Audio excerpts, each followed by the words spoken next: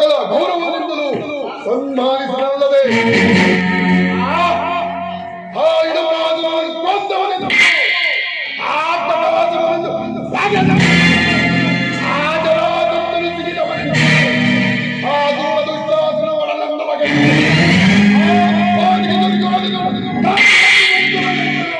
ಬಹುವಿಧದಿಂದಲೂ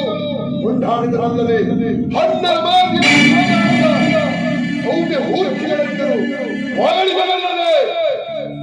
ಈಗ ಲೋಕಲೋಕವೇ ಶಾಂತವಾಗಿರುವುದಲ್ಲದೆ ನಿಮ್ಮಂತವರುಗಳು ಪುತ್ರರಾಗಿ ಪಡೆದ ಮಾತಾಪಿತೃಗಳೇ, ಮಹಾಮೇಧಾವಿಯಾದ ಧರ್ಮರಾಯನಂತ ಕರೆಯಿರುವ ನಮ್ಮ ದೇಶವು ಮಹಾ ಅಕ್ಷಯದಿಂದಿರಲೆಂದು ಮರೆಯಿಟ್ಟು ಅರಸಿದರಲ್ಲದೆ ಗೋದಾವರಿ ಪ್ರಾಂತ್ಯದವರು ಹೇಳುತ್ತಿದ್ದಾರೆ. ಎಷ್ಟಿದ್ದರೇನು, ಎಷ್ಟು ನೆರೆಯಿದ್ದರೇನು, ಯಾವ ಭಾಗ್ಯವಿದ್ದರೇನು, ಭೋಗವಿದ್ದರೇನು, ಅದನ್ನೆಲ್ಲ ಬೆರೆತು ಅನ್ಯೋನ್ಯತೆಯಿಂದ ಮಾರ್ಗ ನಡೆಸುತ್ತಿರುವ ಧರ್ಮ